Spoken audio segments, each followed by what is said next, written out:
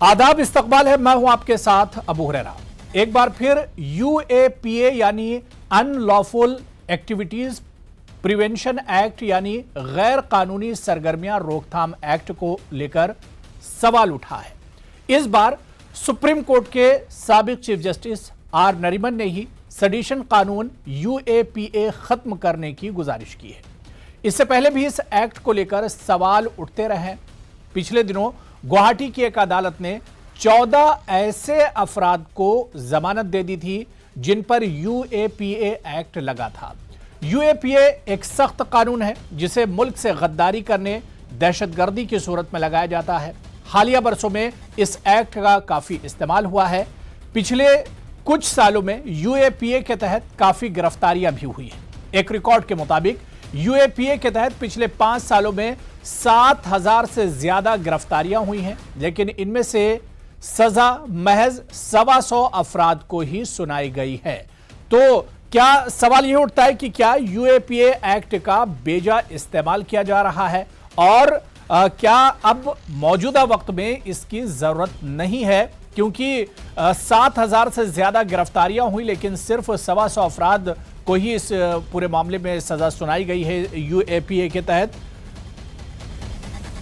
ऐसे में क्या इस कानून की जरूरत वाकई में नहीं है? इसी को हम आज समझने की कोशिश करेंगे। यूएपीए पर जिस तरह से सवाल उठा और कई बार इससे पहले भी इस एक्ट पर सवाल उठता रहा है। बहुत खास मेहमान मेरे साथ जुड़े हुए हैं। बहुत जल्दी अपने मेहमानों का आपसे तारुफ करा देता हूं। मेरे साथ सीबी पांडे जी, एक्स जज हैं, हमारे साथ जुड़े हुए हैं। मेरे साथ एडवोकेट शाहिद अली साहब, सदर हैं यूनाइटेड मुस्लिम फ्रंट के, वो भी दिल्ली से मेरे साथ जुड़े हुए हैं। सुलेमान मोहम्मद खान साहब, तर्जुमान है कांग्रेस के, और कुछ देर में बीजेपी के स्पोक्स पर्सन भी हमारे साथ इस डिबेट का हिस्सा होंगे। सभी मेहमानों का बहुत इस्तकबाल है न्यूज़ 18 उर्दू में। और ख़ास बात यह है कि आज इस पैनल में सभी कानून के जानकार हैं और सभी कानून से एक तरह से जुड़े हुए हैं। मैं सबसे पहले सीबी पांडे साहब, सर आपसे ही शुरुआत करना चाहूंगा कि यूएपीए जो एक्ट है, इस पर इससे पहले भी सवाल उठते रहे, लेकिन इस बार हमने देखा कि यूएपीए को लेकर खुद सुप्रीम कोर्ट के जो एक्स चीफ जस्टिस हैं उन्होंने ही अब सवाल उठाया। उन्होंने कहा है कि मौजूदा वक्त में इसकी कोई जरूरत नहीं है और इसे खत्म किया जाना चाहिए।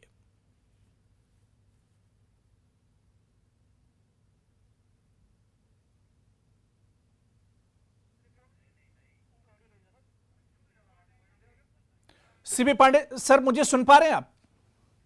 हाँ, अब आवाज आ गई। जी जी जी जी जी सर, मेरा सवाल यह था कि हाँ, यूएपीए जो एक्ट है, इस पर इससे पहले भी सवाल उठते रहे और एक बार फिर अब इस पर सवाल उठाए कि इस एक्ट को खत्म किया जाना चाहिए। देखिए, बिल्कुल सही बात है कि इसमें इसलिए सवाल उठ रहे हैं कि जो इसका मिसयूज हो रहा है वो ऐसे ऐसे एग्जाम्पल आए कि उसके एक तो ट्रायल हो नहीं पाता। जो टेररिस्ट का जो डिफिनीशन है, जब से ये इंडिविजुअल पर लागू कर दिया गया, पहले तो ये था कि टेररिस्ट में वो होता था कि आपको एक ऑर्गेनाइजेशन चाहिए या ग्रुप चाहिए तब आपको टेररिस्ट की डिफिनीशन में कवर किया जाता था जी। लेकिन जब से इंडिविजुअल को आपने इसमें डाल दिया है तो वो बहुत इसका मिसयूज होने लगा। और मिसयूज होने का बहुत सारे ऐसे प्रमाण मिले हैं कि ट्रायल तो जल्दी हो नहीं पाता और बेल भी नहीं पाती है। तो बहुत सारे लोग, जिन लोगों को बाद में कोर्ट ने उनको इस एक्ट के अंदर एक्विट कर दिया, उन लोगों को छोड़ दिया, तो उन लोग बरसों तक उनको रखे रहे और बाद में कोर्ट ने उनको बरी कर दिया।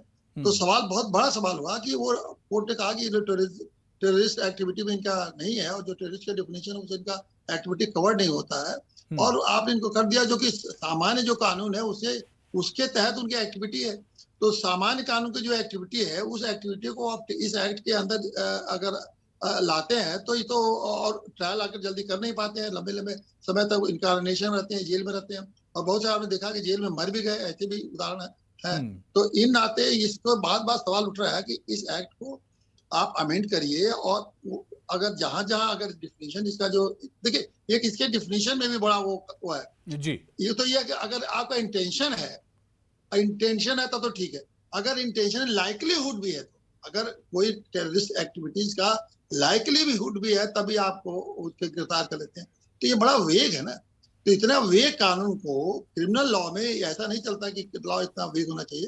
क्रिमिनल लॉ का ये है कि बहुत बहुत ही सिंप्लीफाइड होना चाहिए, क्योंकि हमें उसमें आप पनिशमेंट कर रहे हैं। उसके जितना सख्त कानून बनना चाहिए उतना ही आपको उस कानून को सख्ती से डिफाइन भी करना चाहिए, इंटरप्रेट करना चाहिए, लागू करना चाहिए। और यहाँ हो रहा है कि पुलिस जबरदस्ती उसको किसी को भी उसमें उठा के गिरफ्तार कर दे रही है, फिर वो ट्रायल और बेल में फंसा रहता है, सालों साल गुजर जाता है और बाद में कोर्ट से छूट जाता है।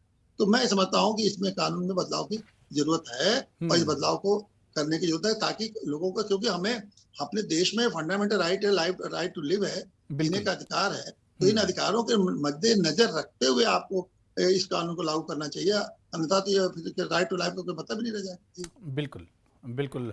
मेरे साथ इस वक्त एक और खास मेहमान राजीव पांडे जी, बीजेपी के स्पोक्स पर्सन हैं और कानून के भी जानकार हैं, वो भी मेरे साथ जुड़े हुए हैं। राजीव पांडे जी, आपका भी बहुत इस्तकबाल है न्यूज़ 18 उर्दू में। मैं एडवोकेट शाहिद अली साहब आपके पास आना चाहूँगा।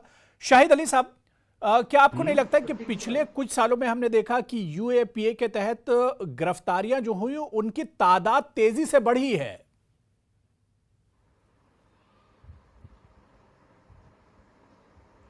जी बिल्कुल, जो काम अंग्रेज करते थे हम हिंदुस्तानियों को दबाने के लिए, हमारे बुजुर्गों को, हमारे बाप दादाओं को दबाने के लिए कि वो जंग आजादी की लड़ाई ना लड़ें, वही काम आज की भारतीय जनता पार्टी की सरकार कर रही है। उनके खिलाफ कोई भी विरोध की आवाज उठे उसको दबाने के लिए, जबकि विरोध की आवाज का उठना या डिसेंट वॉइस का उठना ये डेमोक्रेसी के लिए बहुत अच्छी चीज है। डेमोक्रेसी की दवा है ये।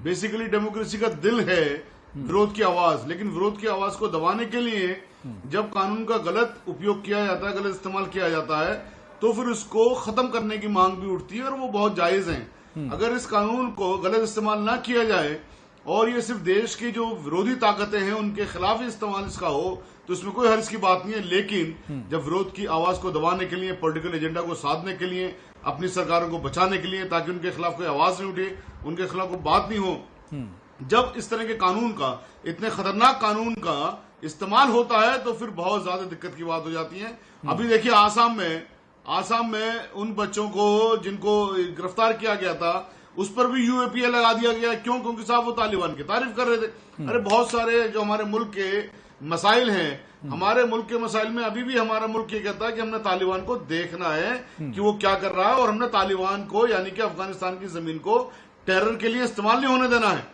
तो एक तरफ तो हम ये बात करें टेरर के लिए इस्तेमाल नहीं होने देना है, दूसरी तरफ अगर कोई मुसलमान उस बात को कह दे तो आप उसको यूएपीए लगा देते। उत्तर प्रदेश के अंदर देखिए वो केस दर्ज कर लिया गया बर्क साहब के खिलाफ, इसी बात पे कि साहब उन्होंने तालिबान की तारीफ कर दी। तो ये मिसयूज है कानून का, और जब कानून का मिसयूज होता है तो फिर जुडिशरी भी कहती है कि हाँ इसको कानून को खत्म करिए, और विरोध की आवाजें उठती है। अगर आज ये जैसा आपने ये बात कही है कि साहब ये कानून खत्म होना चाहिए, तो मुझे कोई आश्चर्य नहीं है और ये हकीकत में खत्म होना चाहिए। ठीक है, मैं राजू पांडे जी आपके पास आऊंगा। मैं चाह रहा हूं कि कांग्रेस से भी रिएक्शन ले लेता हूं। मैं सुलेमान मोहम्मद खान साहब आपके पास आना चाहूंगा। सुलेमान मोहम्मद खान साहब, क्योंकि ये एक्ट तो कांग्रेस की जब सरकार रही उस वक्त भी ये एक्ट रहा है, लेकिन क्या आपको लगता है कि वाकई में मौजूदा वक्त में इसका बेजा इस्तेमाल हो रहा है? और अब क्योंकि इस पर यूएपीए एक्ट पर तो पहले भी सवाल उठते रहे हैं, लेकिन अब दोबारा से इस पर सवाल उठाए कि इस एक्ट को खत्म होना चाहिए, इसका बेजा इस्तेमाल, मिसयूज किया जा रहा है। देखिए ये बात बिल्कुल ठीक है कि कांग्रेस के वक्त में भी ये तो 1967 का एक्ट है, लेकिन जो अभी बिल्कुल मौजूदा फिलहाल में इसमें अमेंडमेंट हुआ है वो 2019 में, ये जो सरकार बनी है लोकसभा चुनाव के बाद 14 अगस्त 2019 को जो अमेंडमेंट हुआ है, जैसा जज साहब ने कहा, पांडे साहब ने, कि जो लेटेस्ट अमेंडमेंट हुआ है उसमें इंडिविजुअल को भी टेररिस्ट ऑर्गेनाइजेशन और इंडिविजुअल इंक्लूड कर लिया गया कि अगर कोई एक आदमी भी है तो वो भी यूपा के अंडर बुक कर दिया जाएगा। जबकि आमतौर पे इससे पहले जो कानून था उसमें ऑर्गेनाइजेशन या एसोसिएशन से आपका एसोसिएशन होना जरूरी था, लेकिन अब देखिए किस तरह से फ्री स्पीच और डिसेंट खत्म करती जाएगी। कोई भी आदमी जो सरकार को क्रिटिसाइज करे, सरकार की नीतियों के खिलाफ बोले, तो उसे बड़े आराम से, इंडिविजुअल को भी, जर्नलिस्ट भी, सिद्दीक कप्पन का केस हमारे सामने है, कोई पत्रकार हो, कोई एक्टिविस्ट हो, कोई लॉयर हो, कोई पॉलिटिकल अपोनेंट हो, कोई भी आदमी जो सरकार की नीति के खिलाफ बोले उसको यूपा या सेडिशन उसके ऊपर लगा दिया जाए और उसे जेल डाल दिया जाए। इसीलिए जस्टिस रोहिंटन नरिमन ने बिल्कुल जायज और कॉन्स्टिट्यूशनल पैरामीटर्स को देखते हुए, एक्सपर्ट हैं कॉन्स्टिट्यूशन के, सुप्रीम कोर्ट जज रहे, देखते हुए ये बात कही है। और उन्होंने ये कहा है कि सुप्रीम कोर्ट को सरकारों के पास सरकार आती रहेंगी जाती रहेंगी मुख्तलिफ पार्टियों की, लेकिन सुप्रीम कोर्ट को सुओ मोटो इस पे एक्शन लेना चाहिए, क्योंकि पिटिशंस ऑलरेडी पेंडिंग है 4-5 सुप्रीम कोर्ट में। इनकी कॉन्स्टिट्यूशनैलिटी को यूपा के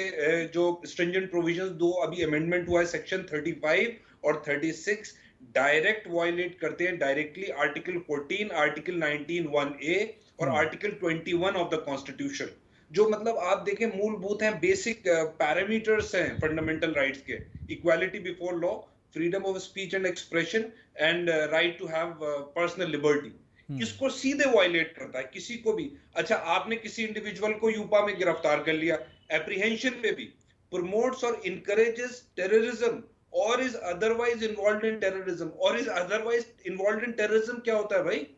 आप कैसे साबित करेंगे? आपको अरेस्ट कर लिया, आपकी कोई सुनवाई नहीं है इसमें, और जो आप एप्लीकेशन भी देंगे वो रिव्यू कमेटी बनाइए, वो भी सरकार बनाएगी। उस रिव्यू कमेटी ने एक बार भी आपकी एप्लीकेशन रिजेक्ट कर दी तो ओरल हियरिंग नहीं है, तो प्रोसीजरली इसमें क्लैरिटी नहीं है, ये आर्बिट्री है और अनकॉन्स्टिट्यूशनल है। और इसकी कम से कम सेक्शन 35, 36 और जो इंडिविजुअल को इंक्लूड करा गया है इन सेक्शंस के जरिए, ये क्वैश होना चाहिए। आप यूपा पे भी बहस कर रहे हैं, लेकिन सेक्शन 124A ऑफ आईपीसी, जिसे सेडिशन कहते हैं, वो भी अनकॉन्स्टिट्यूशनल है। और वो कॉलोनियल रूल के टाइम में, अंग्रेजों के टाइम में जो स्वतंत्रता सेनानी थे, फ्रीडम फाइटर्स थे, उनकी वॉइस को सप्रेस करने के लिए अंग्रेज इस्तेमाल करते। मैं अब राजू पांडे जी का भी इस पर रिएक्शन ले लेता हूं। राजू पांडे जी सबको सुन रहे थे।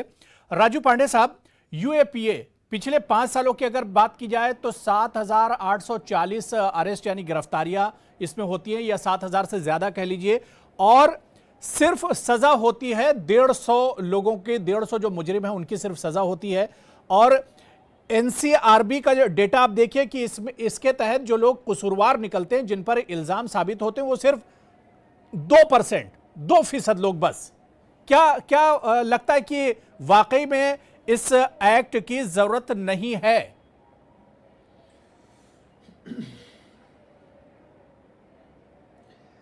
देखिए, 2-3 बातें हैं। एक तो पहले मैं जो सबसे लास्ट में जो कांग्रेस के जो स्पोक्स पर्सन ने कुछ कहा है, पहले मैं उस पर बात करता हूँ। इन्होंने कहा कि 124 जो है ड्रकोनियन है, अंग्रेजों के टाइम का है। तो सोनिया जी की सरकार 2014 तक थी, क्यों इन्होंने हटा दिया? इनके हाथ में था। इन्होंने 1947 से आज तक 2021 तक के बीच में सबसे ज़्यादा समय तक कांग्रेसियों ने शासन किया है। तो ये आज कह रहे हैं आज इनको 124 भी हटाना है। यूएपीए भी 67 में लाया, इन्होंने लाया। किसको दबाने के लिए लाया? क्योंकि 62 में जब सरकार हार गई, 6200 वर्ग की जमीन चाइना को दे दी है, तो देश में बहुत विद्रोह हो रहा था। फिर बीच में बोल रहा है ये कौन है भाई? मैंने आपके जब आप गलती मानने ले रहे हैं, मेरी बात सुनो ना, हमने नहीं कहा हमारी गलती है, आपसे ऑफिशियली मान रहा हूं। चले अबू हुरैरा जी, ये जब बोल रहे थे मैंने एक शब्द नहीं बोला। ठीक है, मैं सुलेमान साहब, सुलेमान जी मैं आपके पास आ रहा हूँ। राजू पांडे जी ने सबको सुना, मैं आ रहा हूँ। सुलेमान जी, मैं आप अपना रिएक्शन दीजिएगा, मैं आ रहा हूँ। ठीक है राजू पांडे जी, बात पूरी कर लीजिए, मैं सुलेमान जी आ रहा हूँ।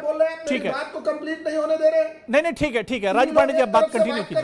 कांग्रेस की ना करिए, आपने क्या किया 7 साल में उसकी बात मेरा कहना है, मैं किसी के बीच में नहीं बोला, मैं नहीं चाहता हूं कि कोई बोले। ठीक है, मैंने क्या कह रहा हूं? सुलेमान साहब मैं आ रहा हूं, सुलेमान जी मैं आ रहा हूं, थोड़ा सुन लीजिए। राजू पांडे जी वाकई में उन्होंने सबको सुना है जी, बुला लेते हैं। ठीक है, मेरा कहना है अब मैं किसी के बीच में एक शब्द नहीं बोला। ठीक है कंटिन्यू कीजिए। नहीं, अब कोई नहीं बोलेगा, ठीक है, टाइम कम है, अच्छे से बात हो जाए बोलते हैं जी। अब मैं बता रहा हूं। तो ये तो पॉलिटिकल बात हो गई। और जज साहब ने, जो हमारे सीवी पांडे जी, उन्होंने कहा कि इसका बहुत दुरुपयोग हो रहा है।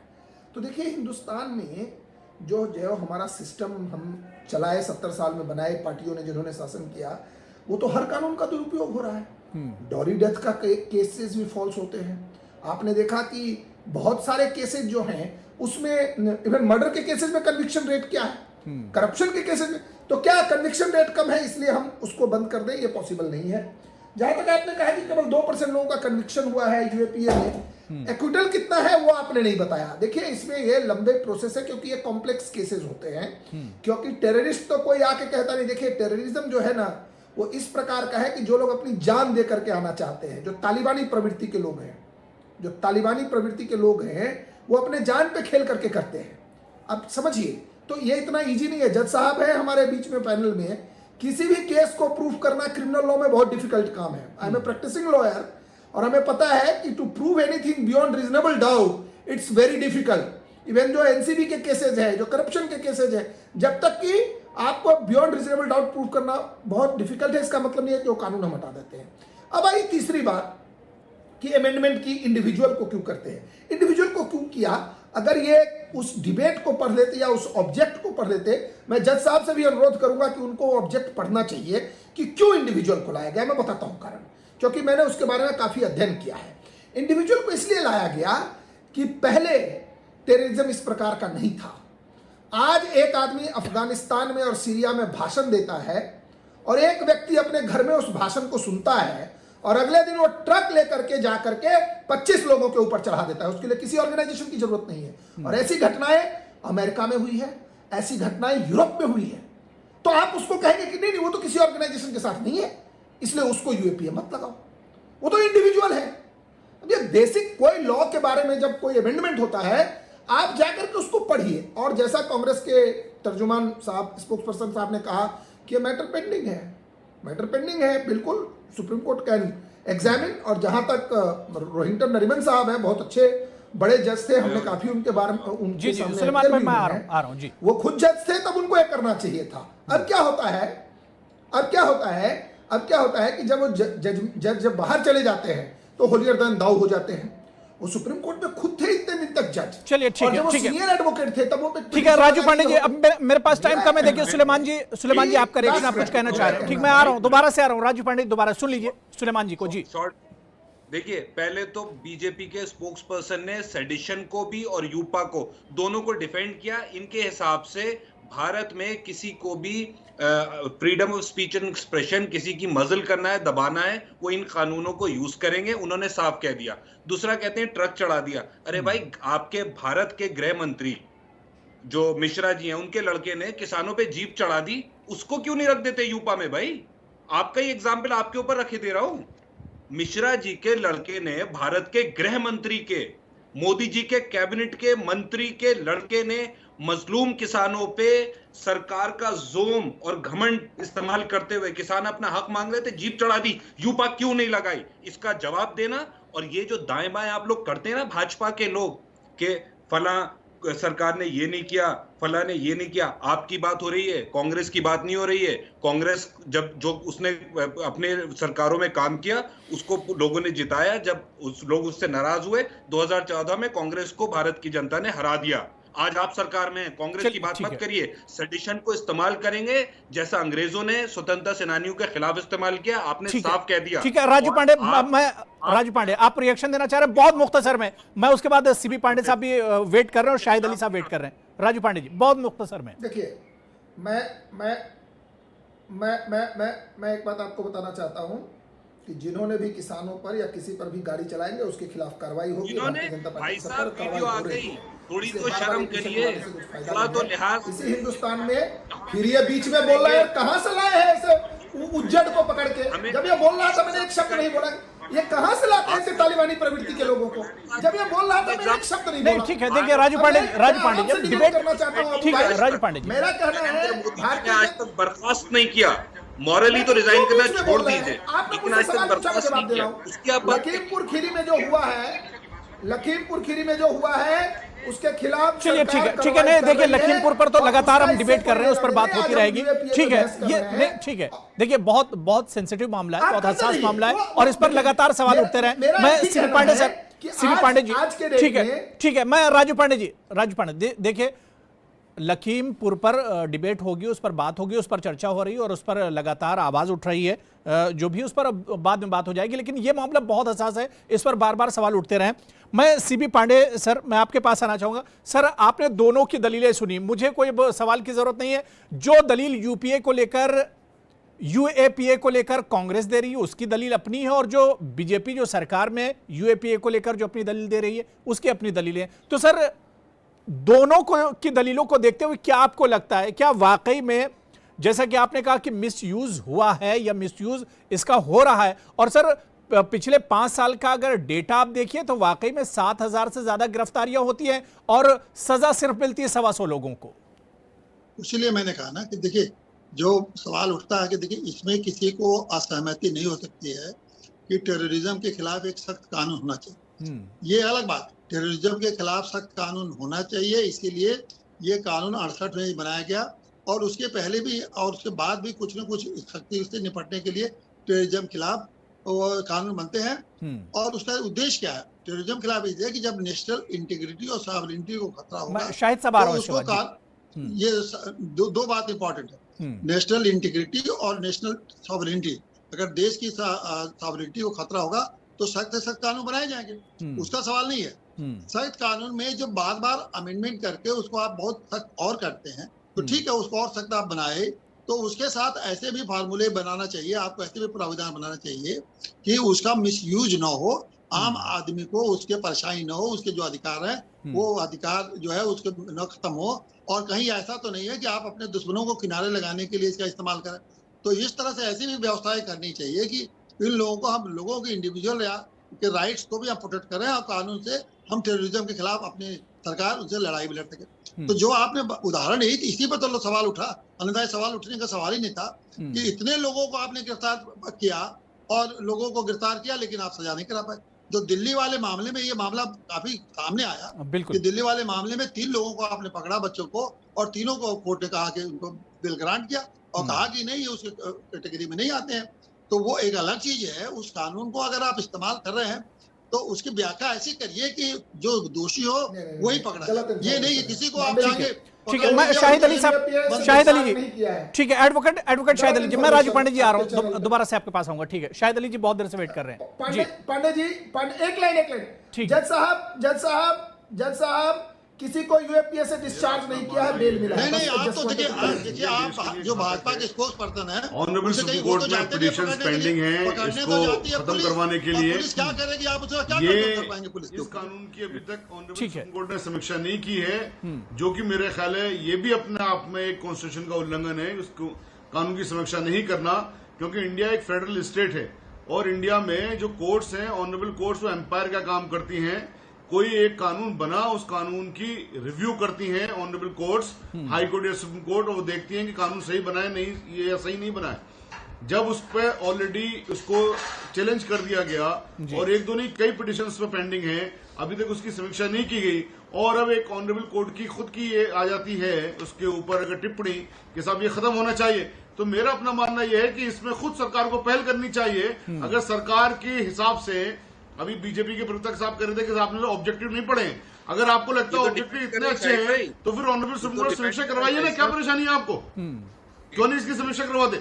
आपने एक कानून बनाया, उसकी समीक्षा भी हुई नहीं है। जाहिर सी बात है, जब एक कानून में अमेंडमेंट किया जाता है और उसके बाद भी कानून के खिलाफ कानून को सख्त किया गया, लेकिन उस कानून के तहत गिरफ्तारियां भी हो रही, लेकिन नतीजे पर अगर नहीं पहुंच रहे हैं तो इस पर तो सरकार को भी सोचना होगा, सुप्रीम कोर्ट को भी इस पर एक तरह से सोचना होगा कि आगे इसे जारी रखा जाए या ना रखा जाए। बहुत अच्छी बातचीत चल रही, लेकिन मेरे पास वक्त की कमी है। बहुत बहुत शुक्रिया एडवोकेट शाहिद अली साहब, सीबी पांडे साहब, राजीव पांडे जी और सुलेमान मोहम्मद खान साहब, सभी का बहुत बहुत शुक्रिया डिबेट में जुड़ने के लिए।